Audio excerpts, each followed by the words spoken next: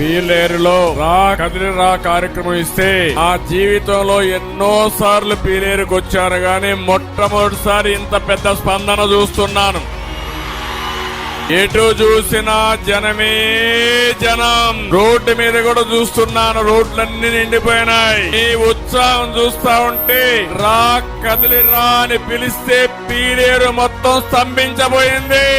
ఈ అసమర్థ విధ్వంస ప్రభుత్వాన్ని ప్రశ్నించడానికి ప్రజలందరూ కూడా ఉద్యమంలా వచ్చారు. అవునా కాదా అని మిమ్మల్ని అడుగుతున్నా. ఈ జనాన్ని చూసి చెబుతున్నా, జగన్ పని అయిపోయింది. జగన్ కి కౌంట్ డౌన్ ప్రారంభమైంది. ఇంకా 74 రోజులే.